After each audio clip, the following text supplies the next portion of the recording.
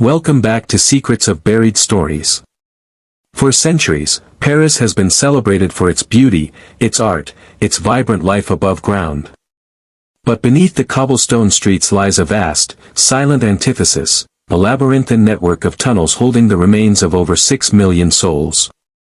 These are the Paris Catacombs, a city of the dead, created in the late 18th century to alleviate overflowing cemeteries. While a small section is open to the public, the vast majority extends for hundreds of miles, a forbidden, dangerous, and utterly dark realm known only to a daring few who call themselves cataphiles. It is within these uncharted depths that true secrets are buried, and some things are best left undisturbed. Our story follows Pascal, not a historian or a thrill-seeker looking for a quick scare, but a seasoned cataphile, intimately familiar with the official tours and much of the known forbidden network. He sought not fame, but a deeper connection to the history, a sense of being where few living souls had trod.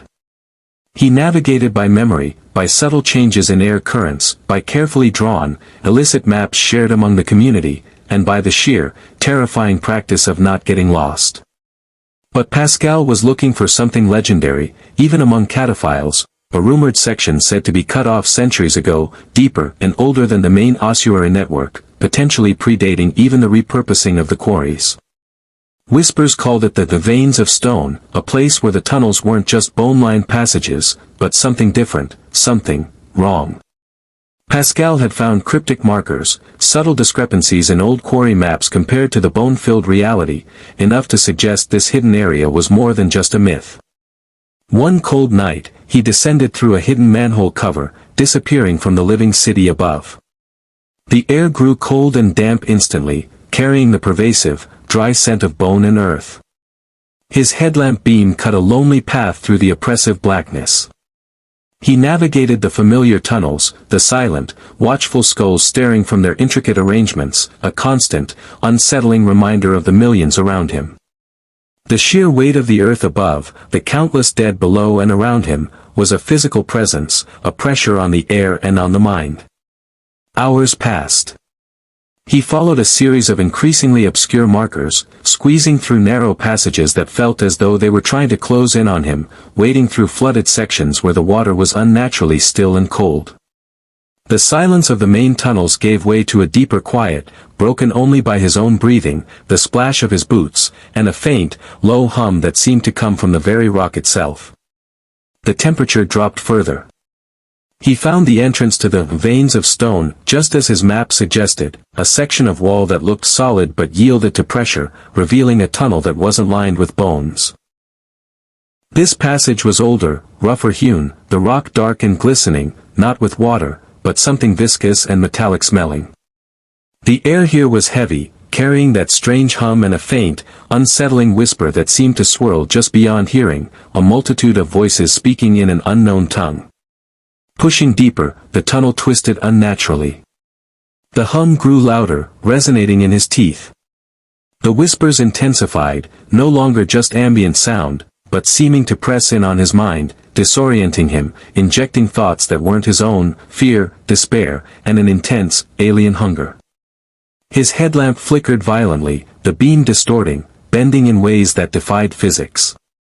The walls of the tunnel seemed to pulse faintly with the hum. He stumbled into a chamber that was not man-made.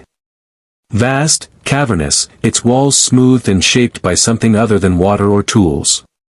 In the center stood a colossal, dark stone structure, intricately carved with symbols unlike anything he had ever seen, pulsing with that same unsettling hum.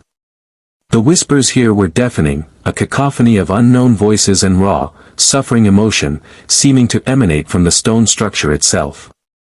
And around the base of the structure, half covered by centuries of sediment and the dark, glistening residue, were bones. Not neatly stacked like in the ossuaries, but scattered, broken, in poses that suggested a final, desperate struggle. These bones looked older, different. He had found the buried secret. Not just a hidden part of the catacombs, but something far older, something that had been there before Paris, a place of immense power or perhaps, a place of containment, into which the bones of millions had been unwittingly placed, amplifying whatever was here. The whispers weren't just echoes, they were the collected agony and consciousness of everyone buried above this point, drawn down, trapped and amplified by the ancient stone. The structure wasn't a monument, it was a conduit, a prison, or something waiting. The moment he fully grasped the horror, the chamber reacted. The hum became a deafening roar. The whispers resolved into a unified shriek of cosmic despair and intense, directed malevolence. The dark residue on the walls seemed to flow, forming vaguely humanoid shapes that lunged towards him, abstract forms born of shadow and bone dust. The stone structure pulsed violently, its light flaring, casting impossible, shifting shadows that danced with terrifying speed. The air grew impossibly heavy, pushing down on him, threatening to crush his very will. Panic seized him.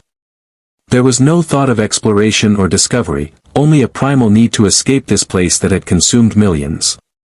He turned and fled, scrambling back down the passage, the horrors of the chamber pouring out behind him, manifesting as chilling cold spots, disembodied hands that seemed to grab at his clothes, and the relentless, soul-shattering roar of the trapped voices in his mind.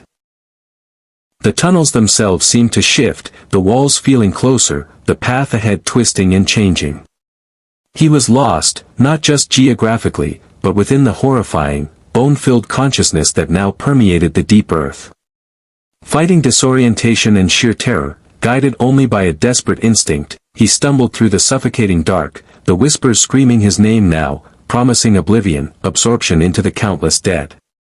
He saw glimpses of impossible things in the flickering light, faces forming in the walls of bone, skeletal hands reaching from between the neatly stacked femurs, the very air seeming to ripple with silent screams. The weight of the earth, the weight of the dead, pressed down, trying to hold him. Hours later, covered in grime, shivering violently, his headlamp beam weak and flickering, he stumbled out of a narrow, muddy tunnel and into a section he recognized near an old, sealed entrance. He scrambled up a hidden ladder, pushed aside a heavy grate, and emerged, not onto a Parisian street, but into a small, disused cellar, miles from where he'd entered. He had escaped. Physically, at least. But the silence of the cellar felt wrong after the chorus of the dead. The smell of bone and damp earth seemed permanently etched in his nostrils. And sometimes, in the deepest quiet of the night, Pascal could still hear, just at the edge of his hearing, the faintest murmur of a million trapped voices, whispering his name, calling to him from the terrifying darkness beneath the city, from the deepest buried secrets of the Paris Catacombs.